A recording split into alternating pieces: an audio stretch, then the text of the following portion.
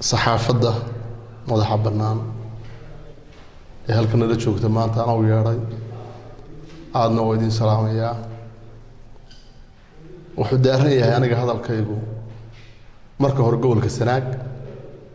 ama se bariga Sanaagba hadal maalin dhaweyto madaxweynuhu uu jeedinayay maalmo imtixaanka la furayay ee saxaafaddu wax ka weydiisay ee la yiri ka waran Sanaag bari oo madaxweynuhu yiri Sanaag bari waxba kama jiraan. saxaafadduna dee ogtayn wax ka jiraan dadkuna og yahay shacabka Soomaaliland og yahay ayaan sirmaanta bal Soomaaliland u iftiimi waxyaalaha ka jira bariga Sanaag. marka hore halka waxay noogu yimi waa ogeedino salaadiin iyo madax dhaqameed ka yimi bariga Sanaag runtii waa la soo dhaweeyay casuumad ba ku yimaadeen madaxweynuhu u fidiyay waxay ahayd inuu de kala sheekaysto oo kala hadlo sidii maamulka loo gaarsiin lahaa Sanaag bari si fiican bay isla jaan qaadeen wax isla qaateen. waxaan aad ugu mahadnaqayaa salaadiintii dhigooda ahayd ee soo dhaweysay ganacsatadii shacabkii Soomaaliland ee sida wanaagsan ee karaamada leh ee dadnimada leh u soo dhaweeyay salaadiinta. laakiin waxay ka leedahay dhinacii madaxweynaha iyo xukuumaddiisa. odayaashii waa ogeydeen ilaa maanta waxay joogaan Hargeysa wixii madaxweynuhu ballan qaadayna oo wax kafkooda aan ahayn 500 oo kun baan horumarin wax kaga qabanayaa Sanaag bari kafko ma ahayn Sanaag bari muddo badan bay ka maqnayd wax qabad la'aan ku dhacday Soomaaliland aanay tegin waxba geyn 5 isin baa wada socday 500 kun wax ka qabanaya waxay ahayd wax aad looga yaqaan. mar horena waa ka hadlo waxaan hadda aad u qaban waayo inuu kun uga dhigo milyan uga dhigo waa ogeydeen salaxle maalin dhawaato waxa laga qabanayay daan oo ogtihiin oo Hargeysa intay u jirto aad garanaysaan milyan dhaal way baa laga saaraya khasnada dawladda. marka intaas horta cad inaan aanu madaxweynuhu bari diyaar u ahayn inuu wax ka qabto taasi waa taaway. odayaashii baxay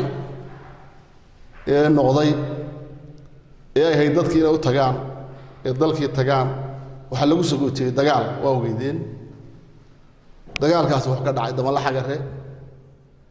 dad baa ku dhintay dad baa ku dhaawacmay waxay ka soo dama la xagare la garan maayo.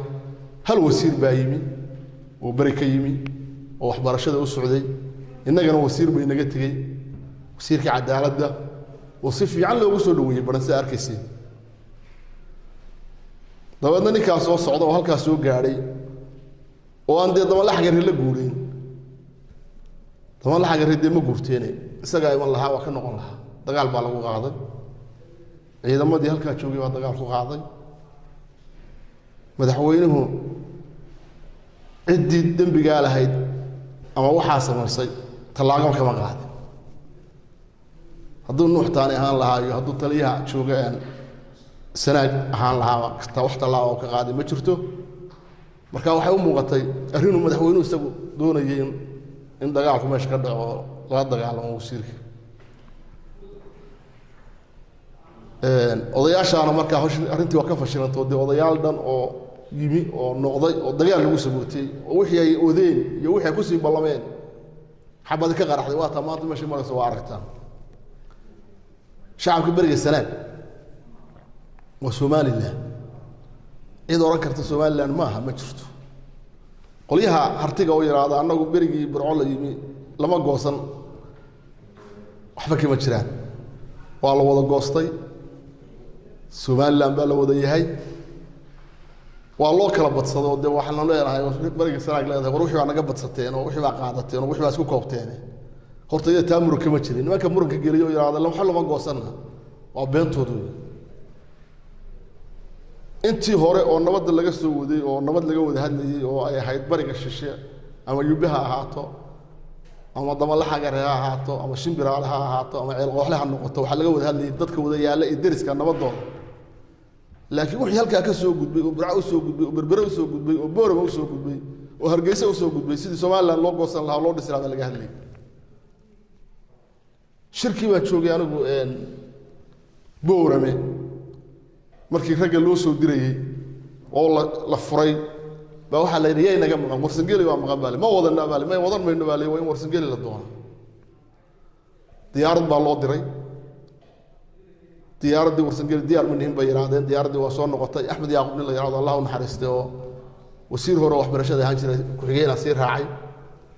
diyaaradii dambe anigu Djibouti ka soo raacay boosaasaan markaa la isugu tagay odayaal ba halka laga diray oo laga soo diray boorame oo la yiri warsangeli u taga oo ila markaa joogay meesha la yiraahdo baran saasay diyaaradii lagu soo raacay boorame lagu tagay kuwa yiraahdo anagu kama qayb gelin ama lama goosan waa beentoodu way Axmed Sheikh Saalax markuu hadlayay Ibrahim la joogay oo la reer Sheikh Saxaaba oo barigi 60kii ka qaaday markii dambe idinka yiriyeen oo soo celinayna haddana idinkaan yiri waa goosanayna marafraadkana ka talinayna buu haddaan la goosan mahmaadaasi uma timaadeen hadalladaas taasi waa taawiyay runtii shacabka Soomaaliland waa shacab wanaagsan waa dad wanaagsan waa dad dhaqan leh waa dad la noolaan karo laakiin dibtu maanta waxa weeyeen madaxweynaha jooga maanta Musabbix marka waxaan leeyahay bariga sanaag ama hartiba adeer de Muuse qaadan maayo Soomaaliland baritu iska tagay oo 5 sano la doortay waxaad ka shaqeysaan sidii aad tuuri lahaydeen oo codkiina ugu tuuri lahaydeen oo oran lahaydeen mar hadduu saac noo galay oo nala dagaalamo dagaal lagu qaado waa tuurayna inta ka shaqeeyay laakiin Puntland baanu qabanaynaa Puntland baanu aad loo raxmaado Puntland nagu ma nihin tol baynu nahay nimanka laakiin maamul idimo wadaagno iyo bahalka warsangelina waligiiba wuxuu ahaa Soomaaliland ama harti waqooyiba ninka la yiraahdo Ali Khaliif oo bariyahan bawday oo lahaa nala hadlo oo ka socday khaatumo oo durhada maqlaysay in khaatumo la leeyahay waxa soo weerartay ciidankii te sababta uu soo weerarayso waxa iska leh madaxweynaha Ali Khaliif waxa la galay waa nin madaxweynaha uu ahaa khaatumo madaxweynaha uu ahaa waa nin dhaqan ka soo jeeda waa nin mutacallina waa nin matali kara labada goolba Soomaaliya sanaagba bariba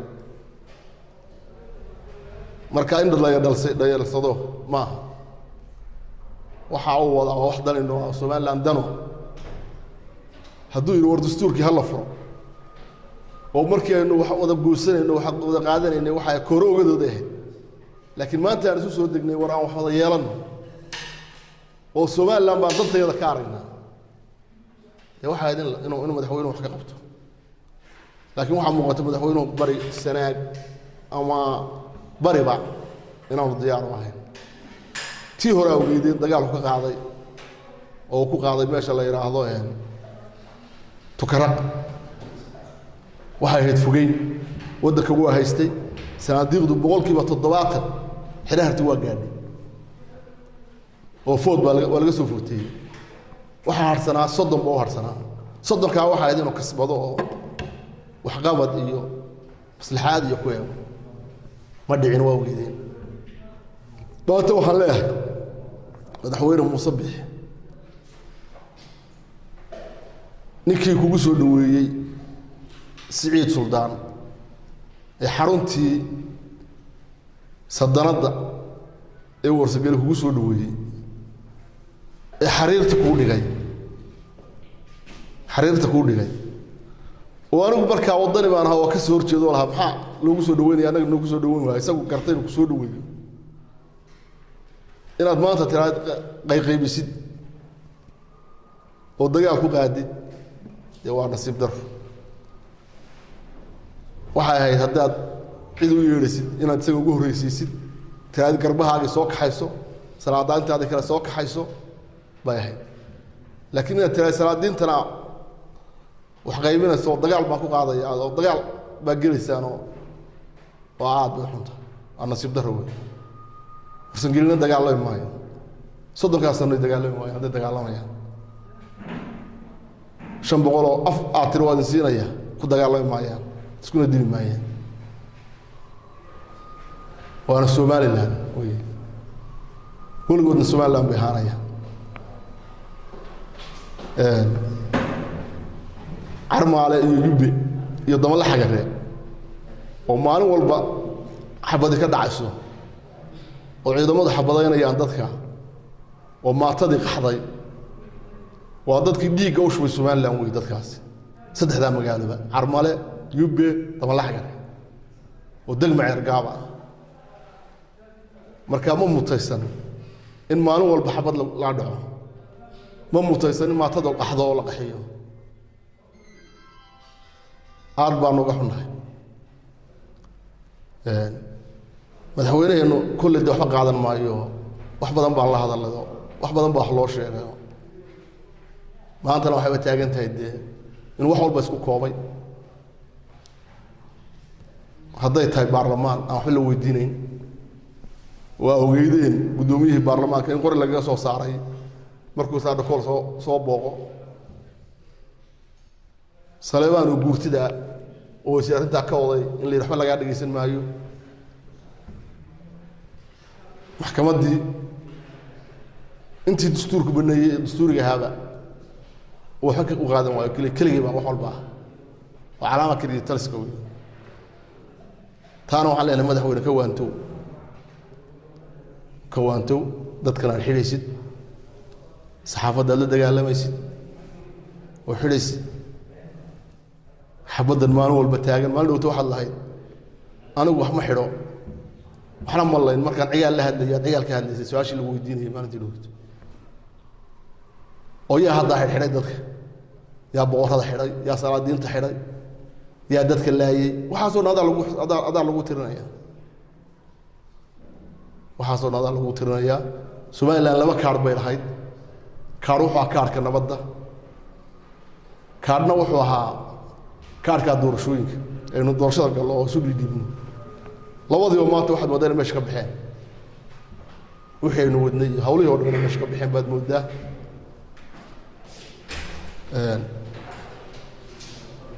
inaha saanagu maanta kaga baxaya waxa ay weydiinaysaana waa fasaxanti insha Allah waxaad ka hadashay xaaladda maalinta gobolka bariga saaran marka laga tago inaad xukuumadda ku dhaleesheen in hawshaas ay ka gaarsan adigu waxaad ka mid tahay dadkii deegaankaas ka soo jeeday kii xisbi ahaan isku daydeen in deegaanadaas aan nabad ka dhalisaan oo idinkuma booqatay waa hadal fiican wey annagu ka wadani ahaan horaan u tagnay intaa waxaan wadnay wanaagga Somaliland oo waxna waa wax qaran waxna waa wax xisbi wax qaran baanu ka shaqeynaa qaranka nabadda ciilfay baanu tageynay guddi la magacaabay guddiga nabadaynta oo wadaniga baa jirtay laakiin waxa ka weyn xukuumadda marka xukuumaddu maalin walba dagaal u taagan tahay waxaanu raadada waxba noqon maayaan laakiin waxay ahayd in xukuumaddu hadday anaga karbo nooga baahan tahay waa raaci lahayn waa la shaqeyn lahayn waa la dhisi lahayn oo waa la soo dhisi lahayn gobolka waa kala shaqeyn lahayn laakiin anaga iska ka yeelanaysa diyaar uma ahayn laga shaqeeyo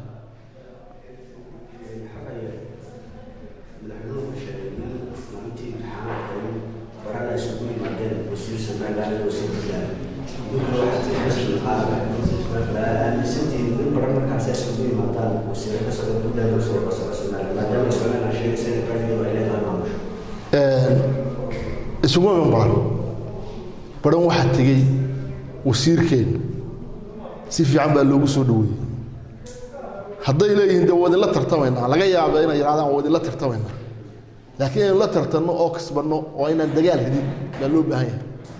innaga xal dagaal maaha waa lagu sii kala fogaanaya waa lagu kala tegaya dadkaas u wada nacaya xal ma hadaya dadkii baa ku dhimanaya waxaa xal ah dadka inaan kasbano madaxweynaha wax badan baan kula talin dadka kasbo